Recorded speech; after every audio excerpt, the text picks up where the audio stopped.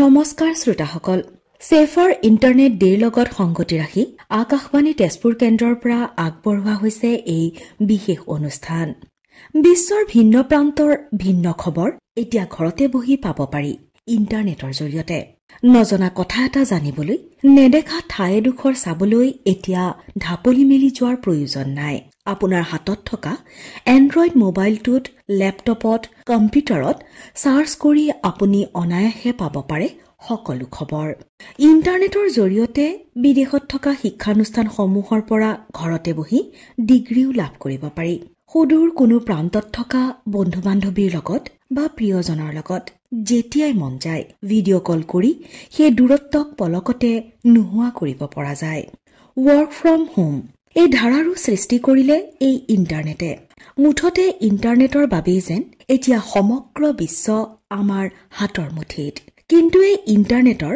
কিমান সুব্যৱহাৰ আমি মানৱ সমাজে কৰিছো একাংশ ইয়াৰ ঋণাত্মক দিশটোৰ প্ৰতিহে ধাৱমান হৈছে বিশেষকৈ নৱপ্ৰজন্ম আৰু শিশুসকল সেয়েহে এই বিষয়ে সজাগতা সৃষ্টি কৰাৰ উদ্দেশ্য আগত ৰাখি বিশ্বজুৰি পালন কৰা হয় সেফাৰ ইণ্টাৰনেট ডে আৰু আজি আমি আলোচনা কৰিম ইণ্টাৰনেটৰ ধনাত্মক আৰু ঋণাত্মক দিশৰ বিষয়ে আৰু এই আলোচনাত আমাৰ লগত থাকিব দুগৰাকীকৈ ব্যক্তি দেৱজিৎ বৰা ডিজিটেল ক্ৰিয়েটৰ অমূল্য অসম আৰু অনিশা ভট্টাচাৰ্য সহ প্ৰতিষ্ঠাপক তেজপুৰ বাজ তেনেহলে আহক প্ৰথমেই কথা পাতো দেৱজিৎ বৰাৰ সৈতে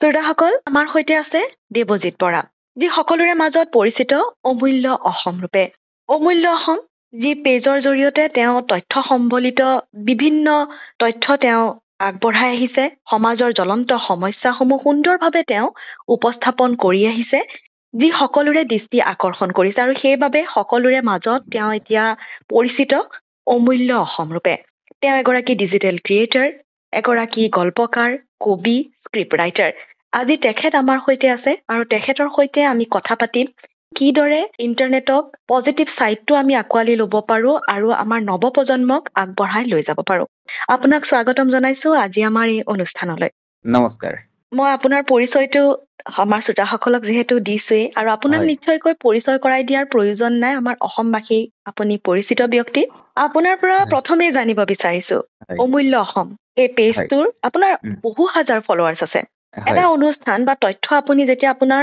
অনুৰাগীসকলক প্ৰেৰণ কৰে এই ক্ষেত্ৰত নিজে কিমান দায়বদ্ধ হ'বলগীয়া হয় সচেতন হ'বলগীয়া হয় যথেষ্ট পৰিমাণে সচেতন হ'বলগীয়া হয় বিশেষকে যেতিয়া সৰু সৰু কিবা বিষয়তে যেতিয়া আমাৰ যিসকল দৰ্শক থাকে তেওঁলোকে যেতিয়া অকণমান ভুল হ'লে যেতিয়া সেইখিনি সোঁৱৰাই দিয়ে তেতিয়া পৰৱৰ্তী ভিডিঅ'টোৰ কাৰণে যথেষ্ট দায়বদ্ধ হ'বলগীয়া হয় আৰু সেয়েহে আমি চেষ্টা কৰোঁ শুদ্ধ তথ্য এটা দিবৰ বাবে চেষ্টা কৰোঁ আৰু সেইবাবে এটা ভিডিঅ' প্ৰস্তুত কৰাৰ আগত আমি বিভিন্ন উৎসৰ পৰা আমি তথ্যখিনি আমি লৈ এটা ভাল আৰু তথ্য সমৃদ্ধ এটা ভিডিঅ' আমি দিবৰ বাবে প্ৰতি পল আমি চেষ্টা কৰোঁ খুব সুন্দৰ আপুনি কথা কৈছে যে এটা তথ্য যেতিয়া দিবলগীয়া হয় তাৰ আঁৰত বহু তথ্য থাকে যে সেই তথ্য দিয়া ব্যক্তিজনে আচলতে গোটাবলগীয়া হয় কিন্তু বহু ক্ষেত্ৰত দেখা যায় যে বহু ডিজিটেল ক্ৰিয়েটৰ আছে তেওঁলোকে কিন্তু তেনে নকৰে তেওঁলোকে নিজৰ ফলোৱাৰ্ছ বৃদ্ধি কৰাৰ ক্ষেত্ৰতহে বেছি জোৰ দিয়ে আৰু শুদ্ধ তথ্য আচলতে তেওঁলোকৰ অনুৰাগীয়ে হওক বা দৰ্শককে হওক তেওঁলোকে নিদিয়ে এই ক্ষেত্ৰত আপুনি কি ক'ব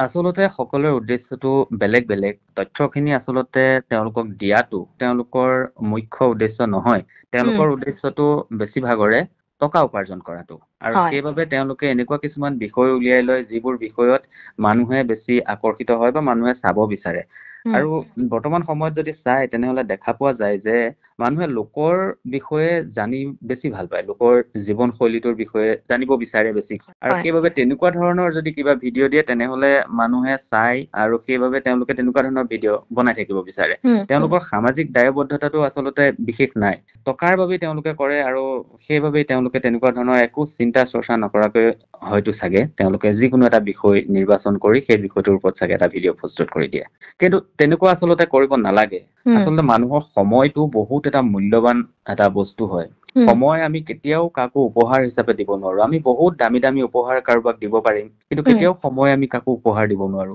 আমাৰ সকলোৰে এটা জীৱন, আমাক সকলোৱে এটা সময় আছে, নিৰ্দিষ্ট সময়লৈকে আমি থাকিম, কিন্তু হাতত বহুত টকা থাকিল বুলি আমি কাকো সময় আমি উপহাৰ দিব নোৱাৰো।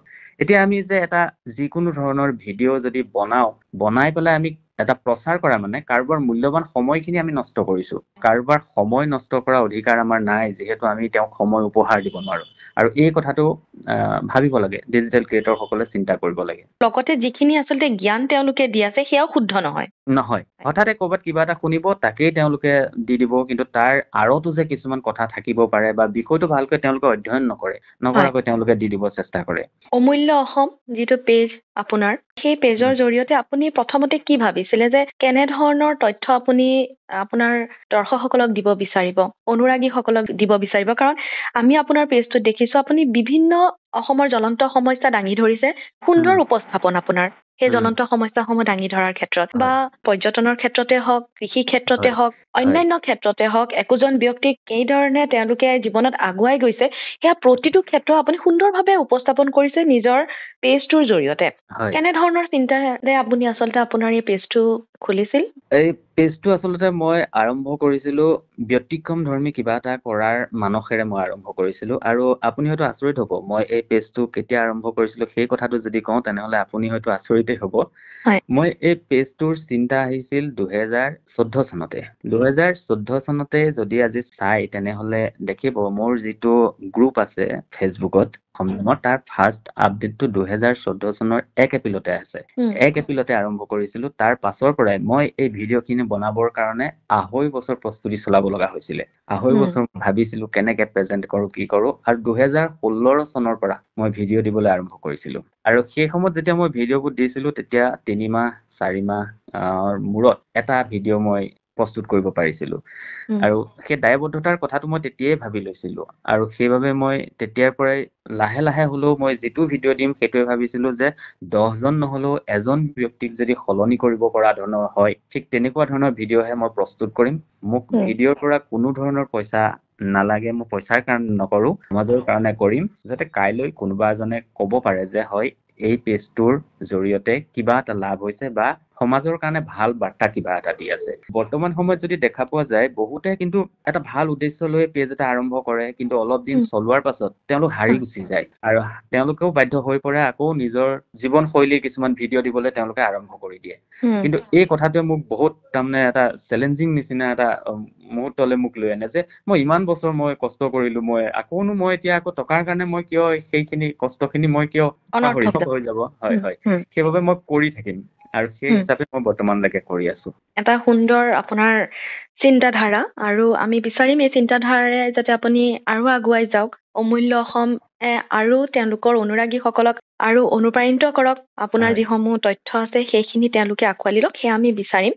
এইখিনিতে আপোনাৰ পৰা সুধিব বিচাৰিছো যে সকলোৰে আচলতে এটা ধনাত্মক আৰু ঋণাত্মক গুণ আছে, ইণ্টাৰনেটৰো আছে, কিন্তু বৰ্তমান সময়ত যেন এই ঋণাত্মক অৰ্থাৎ নিগেটিভ চাইটতহে বেছি ইণ্টাৰনেটৰ ব্যৱহাৰ হৈছে। বিশেষকে যদি আমি নৱপ্ৰজন্মৰ কথা কওঁ, এগৰাকী ডিজিটেল ক্ৰিয়েটৰ ৰূপে আপুনি এই ক্ষেত্ৰত কি ক'ব বিচাৰিব?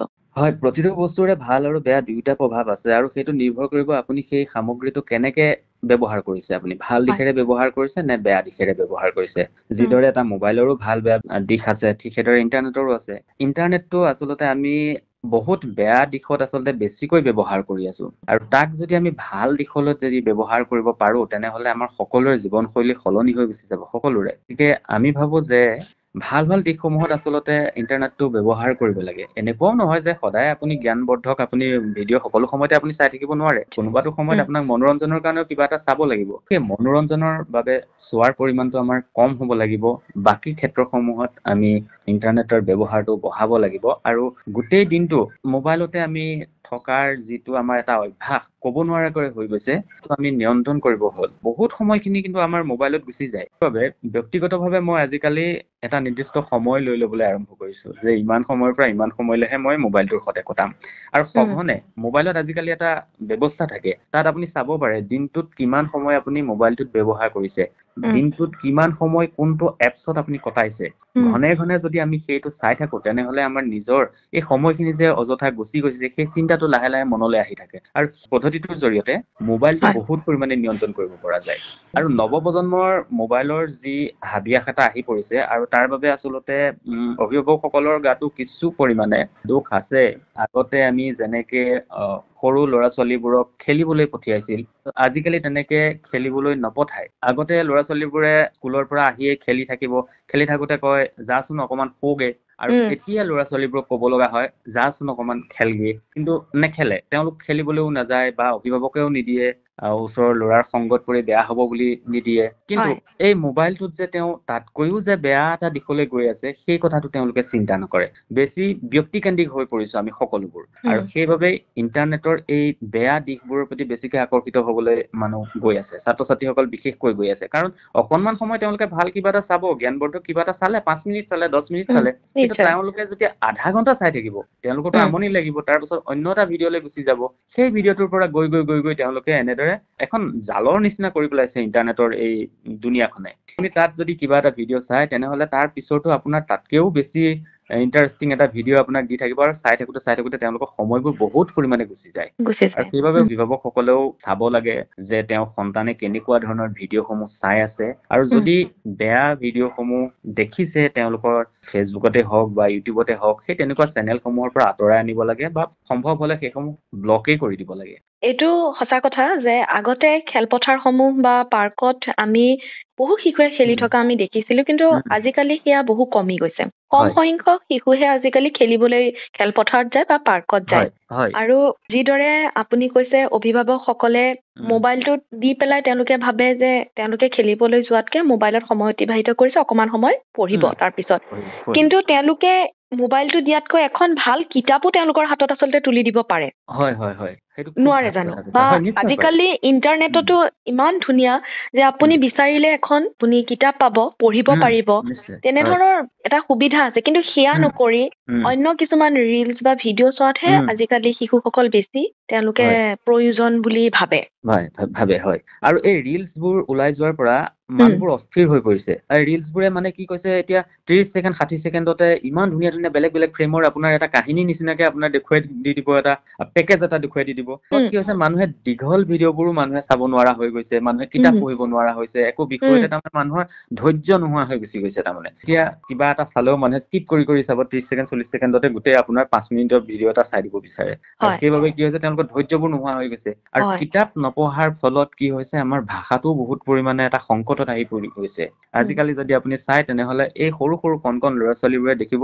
বিভিন্ন ধৰণৰ অদ্ভুত কিছুমান খিচিৰি কিছুমান শব্দ তেওঁলোকে ব্যৱহাৰ কৰিবলৈ আৰম্ভ কৰি দিছে আৰু সেই ব্যৱহাৰ কৰাৰ মূল কাৰণটো হৈছে তেওঁলোকে ইণ্টাৰনেটত এই যে যিকোনো ভিডিঅ'বোৰ দেখিছে আৰু সেই ভিডিঅ'বোৰৰ কাৰণে তেওঁলোকে সেইসমূহ ক'বলৈ আৰম্ভ কৰিছে তাৰোপৰি আজিকালি কিছু সংখ্যক জ্যেষ্ঠ আছে বহুত ডাঙৰ ডাঙৰ ভিডিঅ' ক্ৰিয়েটৰ আছে ডিজিটেল ক্ৰিয়েটৰ তেওঁলোকে জানি বুজি কিছুমান অশ্লীল ভিডিঅ' তেওঁলোকে প্ৰস্তুত কৰি থাকে কিছুমান সাঁথৰ সুধিব আপোনাক এনেকুৱা অদ্ভুত বেয়া কিছুমান সাঁথৰ সুধি দিব উত্তৰটো কিন্তু ভালেই হয় সাঁথৰটো বেয়া শব্দবোৰ এনেদৰে সামাজিক মাধ্যমত দেখাৰ ফলত এই কণ শিশুসকলে ভাবি লয় এইবোৰ সাধাৰণ শব্দ বুলি ভাবিবলৈ আৰম্ভ কৰিছে আৰু সেইবাবে এতিয়া য'তে ত'তে সেই শব্দবোৰ তেওঁলোকে ব্যৱহাৰ কৰিবলৈ আৰম্ভ কৰিছে মুঠতে এই ইণ্টাৰনেটে কণ ল'ৰা ছোৱালীবোৰক বহুত এটা বেয়া দিশলৈ লৈ গুচি গৈছে এই ক্ষেত্ৰত অভিভাৱকসকলে আমি ভাবো গুৰুত্ব দিয়াৰ সময় আহি পৰিছে হয় নিশ্চয়কৈ আৰু এইখিনিতে যেহেতু আমি শিশুৰ কথা কৈ আছো নৱপ্ৰজন্মৰ কথা কৈ আছো বিশেষকৈ শিশুসকল দেখিবলৈ পোৱা যায় যে আজিকালি শিশুসকলৰ হাতত যদি আপুনি মোবাইলটো নিদিয়ে বহু শিশুৱে আহাৰ গ্ৰহণ নকৰে 2 বছৰীয়া 3 বছৰীয়া শিশুসকলৰ কথা হয় বিশেষকৈ কৈছো বা তেওঁলোকে যদি খুব আমনি কৰে অভিভাৱকে তেওঁলোকৰ হাতত মোবাইলটো তুলি দিয়ে মোবাইলটো চোৱা তুমি আমনি নকৰিবা আমি অকমান দেৰি নিজৰ কামখিনি কৰো এনে ধৰণৰ মনোভাৱেৰে আচলতে তেওঁলোকে হাতত মোবাইলটো তুলি দিয়ে তেওঁলোকে হয়তো কাৰ্টুন চাইছে শিশুসকলৰ থকা মনোৰঞ্জনৰ কিছু ভিডিঅ' তেওঁলোকে চাইছে কিন্তু এই ক্ষেত্ৰত জানো অভিভাৱকসকলে কোনো এক মহৎ লোকৰ জীৱনীৰ বিষয়ে থকা ভিডিঅ' বা তেনে জ্ঞান থকা কিছু ভিডিঅ'তে তেওঁলোকৰ হাতত তুলি দিব নোৱাৰে নেকি সেয়াও ইণ্টাৰনেটত উপলব্ধ তাৰ জৰিয়তেও কাৰ্টুনতকৈ যদি এজন মহৎ লোকৰ জীৱনীৰ বিষয়ে থকা এটা কাৰ্টুন বা তেনে এটা ভিডিঅ' যেতিয়া তেওঁলোকৰ হাতত তুলি দিয়ে নিশ্চয়কৈ তেওঁলোকৰ সেই ক্ষেত্ৰত জ্ঞানটো বৃদ্ধি পাব নিশ্চয় নিশ্চয়। এতিয়া আজিৰ পৰা যদি আপুনি ধৰক আগৰ প্ৰজন্মটোৰ কথা ভাবে, তেনেহ'লে 90 দশকৰ যিসকল ছাত্ৰ ছাত্ৰী বা যিসকল লোক আছে 90 দশকৰ কথা যদি ভাবে, সেই সময়ত সেই প্ৰজন্মটোৱে যেতিয়া কিতাপ পঢ়িব পৰা হৈছিল, কিতাপ পঢ়িব পৰা হওঁতেই তেওঁলোকে সাধুৰ প্ৰতি আকৰ্ষিত হৈছিল, সাধু পঢ়িব তেওঁলোকে বেছি। আৰু তাৰ মূল কথা হৈছে, যেতিয়া তেওঁলোক সৰু হৈ আছিল, 2 বছৰ 3 বছৰ 4 বছৰ হৈ আছিল, যেতিয়া আমনি কৰিছিল, তেতিয়া মাক দেউতাক বা ককাক আইতাকে সাধু শুনাইছিল। সৰুটো জোনবাই চোৱা বুলি কৈ মনটো তেওঁক সলনি কৰিব চেষ্টা কৰিছিল। আৰু এতিয়া শিশুসকলক কি কৰে, সেই ভিডিঅ' এটা লগাই দিয়ে, আৰু সেই ভিডিঅ' এটা যে লগাই দিয়ে তেওঁলোকৰ মনত সেই ভিডিঅ'টোৰ প্ৰতি এটা আগ্ৰহ সেই সৰুৰ পৰাই তেওঁলোকৰ হৈ গুচি গ'ল।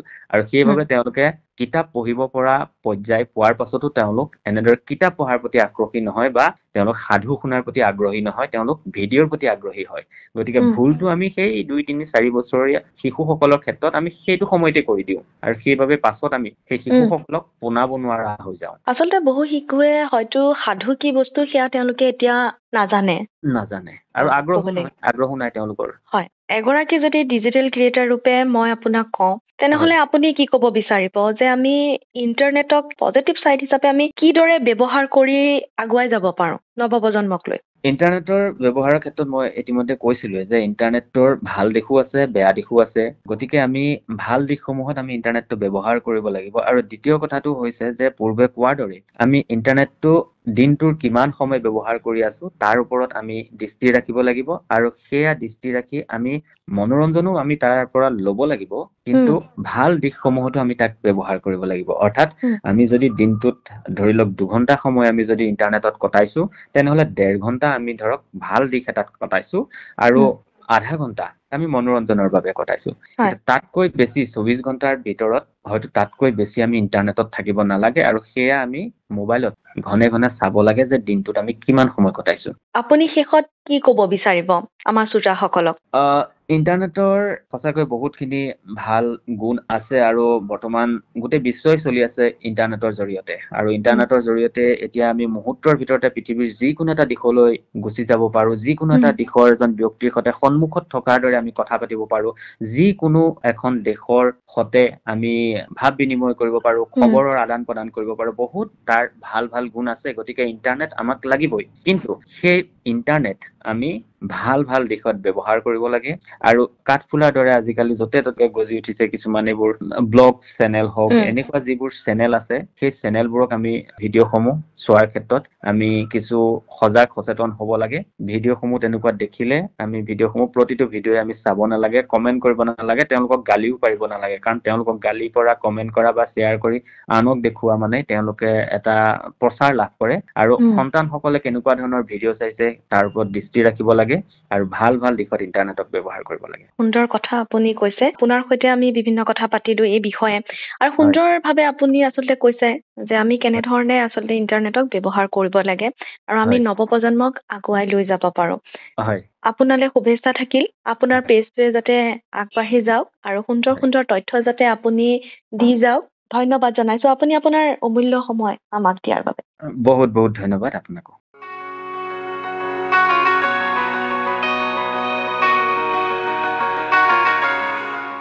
শ্ৰোতাসকল, এইবাৰ আমাৰ সৈতে আছে অনিশা ভট্টাচাৰ্য। তেওঁ তেজপুৰ বাজ ফেচবুক পেজৰ সহ প্ৰতিষ্ঠাপক। তেজপুৰৰ সকলোৰে পৰিচিত তেজপুৰ বাজ। আমি তেখেতক আমন্ত্ৰণ জনাই আনিছো আমাৰ অনুষ্ঠানৰ মাজলৈ, কাৰণ তেওঁলোকে তেজপুৰ বাজৰ জৰিয়তে তেজপুৰৰ ভিন্ন প্ৰান্তৰ খবৰ তেজপুৰবাসীক দি আহিছে। কেৱল তেজপুৰবাসীয়ে নহয়, এই পেজটোৰ জৰিয়তে ৰাজ্যৰ, দেশৰ ভিন্ন প্ৰান্তৰ লোকে তেজপুৰৰ খবৰ অনায়াসে পাবলৈ সক্ষম হৈছে। প্ৰথমে আপোনাক স্বাগতম জনাইছো আমাৰ এই অনুষ্ঠানৰ মাজলৈ। ধন্যবাদ। যিহেতু আমি ছেফাৰ ইণ্টাৰনেট দিৱসৰ বিষয়ে আলোচনা কৰি আছো, এই ক্ষেত্ৰত আপোনাৰ মতামত কি?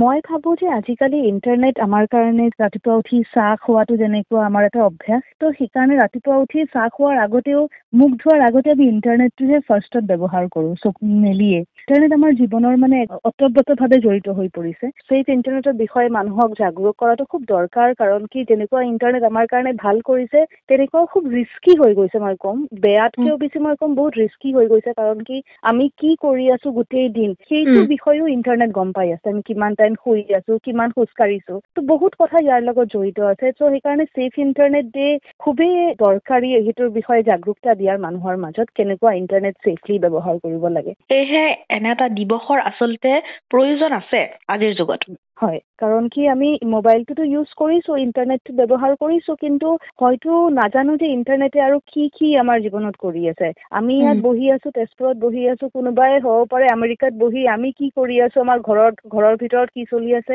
সেইটোও চাব পাৰে থ্ৰু ইণ্টাৰনেট তো সেইকাৰণে ইণ্টাৰনেটৰ বিষয়ে কেনেকুৱা ছেফলি ইউজ কৰিব লাগে তাৰটো মাহাত্ম্য বহুত বেছি এই দিৱসৰ মই ভাবো তেজপুৰ বাজৰ জৰিয়তে আপোনালোকে তেজপুৰৰ বিভিন্ন প্ৰান্তৰ খবৰ দৰ্শকসকলক দি আহিছে সজাগতামূলক অনুষ্ঠানেই হওক নতুন বিপণীৰ খবৰেই হওক খাদ্য সম্ভাৰে হওক সাংস্কৃতিক দিশেই হওক বা চিকিৎসা ক্ষেত্ৰতে হওক বিভিন্ন খবৰ আপোনালোকৰ পেজত উপলব্ধ এনে তথ্যসমূহ দিয়াৰ ক্ষেত্ৰত আপোনালোকে নিজে কিমান দায়িত্বশীল বুলি অনুভৱ কৰিবলগীয়া হয় এইটো হয় বাৰু আমাৰ বহুতে সতৰ্ক হৈ কিনে খবৰ দিব লাগে কাৰণ কি আমি তেজপুৰৰ নিচিনা সৰু এটা জেগাত আমি ভাবো আমাৰ যেনেকুৱা পেজৰ ৰিচ কিবা এটা বস্তু দিলে চাওঁ ফটককে 10,000 মানুহ দেখি লৈছে তো তেজপুৰৰ নিচিনা সৰু এটা জেগাত 10,000 মানুহ ফটককে আধা ঘণ্টা দেখা মানে খুবেই ডাঙৰ কথা মই যেন ভাবো কাৰণ কি 1 লাখ মানুহ যদি ইয়াত আছে তেজপুৰত তাৰ ভিতৰতো বহুত কম মানুহে ইণ্টাৰনেট ব্যৱহাৰ কৰে বা ফেচবুক তো সেইকাৰণে আমি যোনটো বস্তু দিও আমাৰ তেনেকুৱা লাগে যে মানুহৰ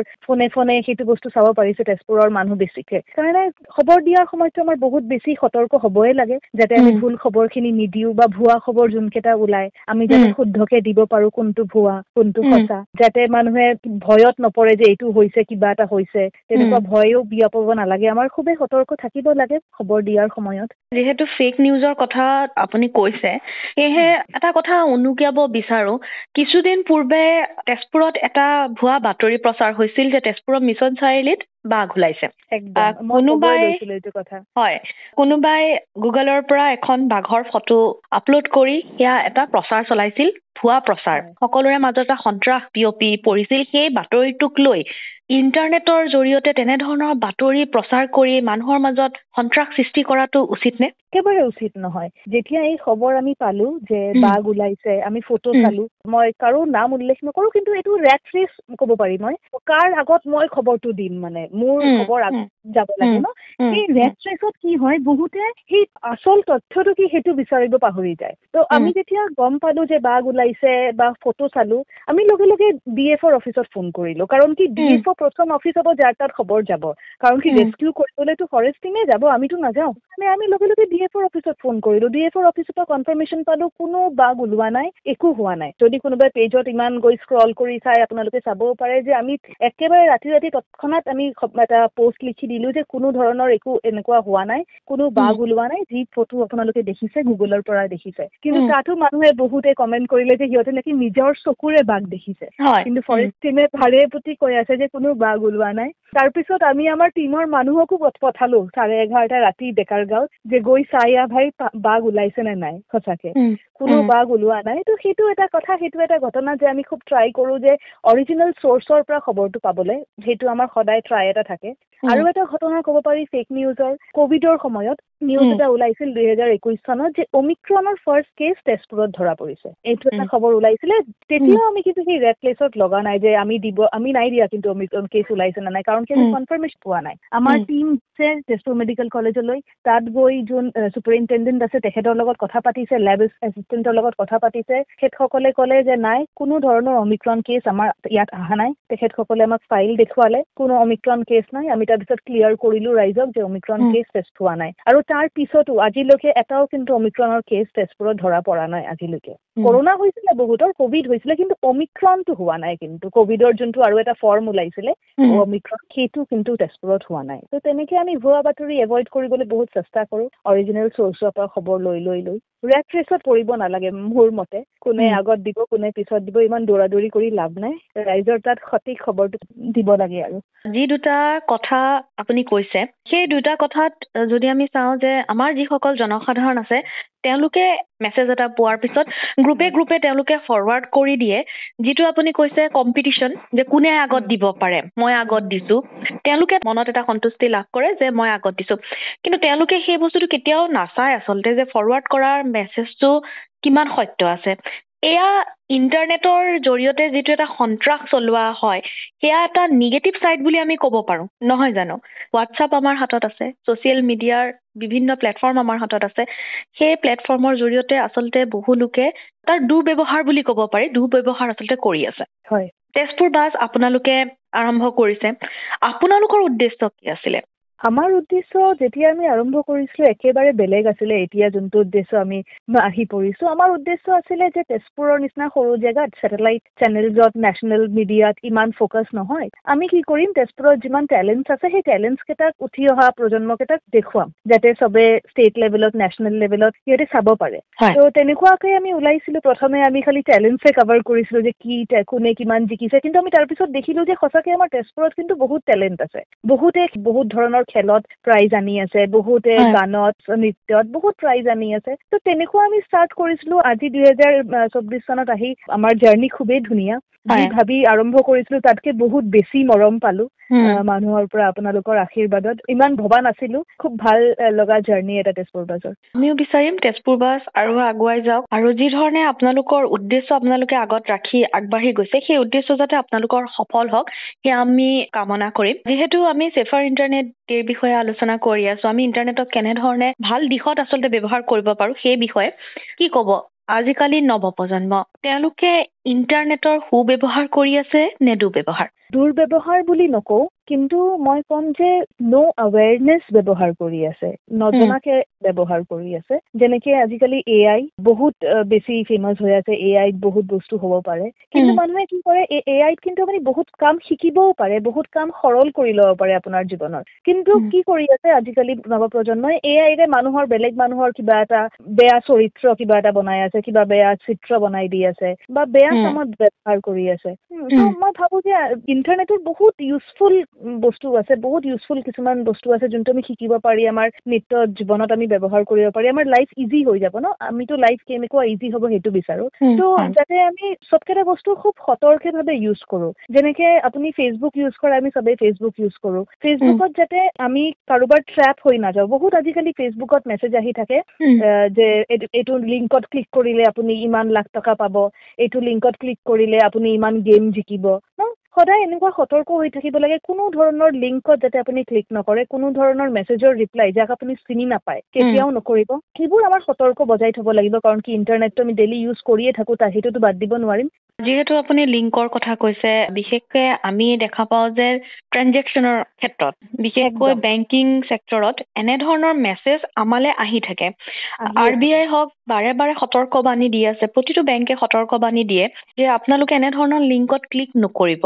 আপোনাক কেতিয়াও মেছেজ নপঠায়। কিবা প্ৰব্লেম হৈছে বেংক একাউণ্টত, বেংকে আপোনাক ফোন কৰি বেংকৰ ব্ৰাঞ্চলৈ মাতিব। হয়, তথাপিও কিন্তু প্ৰায় দেখা যায় বহু সংখ্যকে হয়তো লোভত পৰিয়েই বা কেতিয়াবা কিছুমানে ভয় খাই হয়ও সেই লিংকত ক্লিক কৰে আৰু তেওঁলোকে নিজৰ পুঁজি হেৰুৱাবলগীয়া হয়।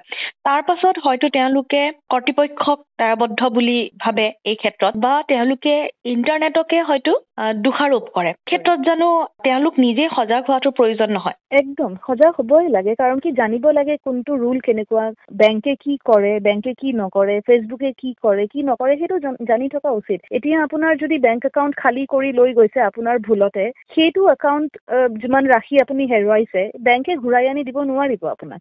বেংকক দুখ দি আপোনাৰ একো নহ'ব। তো নিজৰ সতৰ্ক হোৱাটো খুবেই জৰুৰী। বেংকে কেতিয়াও মেছেজ কৰি নকয় যে এইটো লিংকত ক্লিক কৰিলে আপোনাৰ পেন কাৰ্ড আপোনাৰ বেংক একাউণ্টৰ লগত লিংক হৈ যাব, কেতিয়াও নকয়। সেইবোৰ কৰিবলৈ সদায় আপোনাক বেংকে ব্ৰাঞ্চতে মাতিব। ফেচবুকত যদি আপোনাক কিবা দিব বিচাৰিছে কেতিয়াও মেছেজত নিদিয়ে, কিন্তু ফেচবুকে সদায় আপোনাক মেইল কৰিব যে আপোনাৰ প্ৰফাইলত এনেকুৱা প্ৰব্লেম হৈছে, মেইল কৰিব, কেতিয়াও মেছেজ নকৰে। চ' কেতিয়াও কোনো ধৰণৰ লিংকত যাক আপুনি চিনি নাপায় কেতিয়াও ক্লিক নকৰিব। আমি ক'ব পাৰোঁ ইণ্টাৰনেটে আমাক হাতৰ মুঠিত সকলো দিছে। আমি সকলো ঘৰতে বহিয়েই বেংকিং হওক, ৰেলৱে টিকেট, ফ্লাইটৰ টিকেট আমি সকলো কৰিব পাৰোঁ। কেৱল আমি জানিব লাগিব তাৰ ব্যৱহাৰ, নহয় জানো? যদি আমি ব্যৱহাৰ নাজানো, সেইটো আমাৰ শিকাটো প্ৰয়োজনীয়, তাৰ কেতিয়াও আমি কুফল ভুগিবলগীয়া নহয়। হয়, আমি যদি শিকি লওঁ চব বস্তুখিনি, আমি যদি জাগৰূক থাকো, চকু মেলি যাতে চবকেইটা কাম কৰো, দিল সে কাম মত কৰো দিমাগ সে কৰো, যোনটো আমি কৈ থাকো ন, তেনেকে হ'ব লাগে যে লোভত পৰি বা একো নাভাবি চিন্তা নকৰি যদি আমি কিবা কৰো, তেতিয়া ইণ্টাৰনেট আমাৰ জীৱনৰ খুব ডাঙৰ এটা ভুল হৈ যাব পাৰে।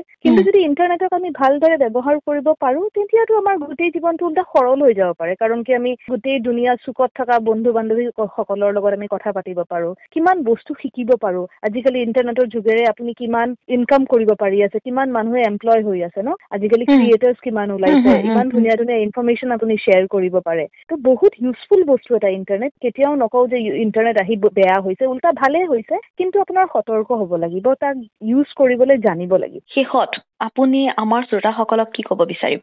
মই সেয়াই ক'ব বিচাৰিম যে কেতিয়াও এই ফৰৱাৰ্ডেড মেছেজেছবোৰত বিশ্বাস নকৰিব। হোৱাটছএপত যি চলি আছে তাক বিশ্বাস নকৰি নিজে অলপ ৰিচাৰ্চ কৰিবলৈ শিকিব, কাৰণ কি গুগলটো আপোনাৰ হাততে আছে। তো গুগলত আপুনি ৰিচাৰ্চ কৰিব পাৰিব, ভুল খবৰ বিয়পাই নিদিব, আৰু সতৰ্কে থাকিব। কিবা লিংক, কাৰোবাৰ মেছেজ বা কোনো ল'ৰা বা ছোৱালীৰ ছবি এখন দেখি লোভত পৰি তাৰ লিংকত ক্লিক নকৰিব। সেয়াই ক'ব বিচাৰিম, সতৰ্ক হওক। বহুত ধুনীয়া ধুনীয়া মুহূৰ্ত আপোনাৰ জীৱনত সৃষ্টি কৰিব পাৰে ইণ্টাৰনেটে, কিন্তু যদিহে আপুনি সতৰ্ক থাকে। ধন্যবাদ জনাইছো আপোনাক, আপোনাৰ বহুমূলীয়া সময় আমাক দিয়াৰ বাবে। আপোনাকো অলেখ অলেখ ধন্যবাদ।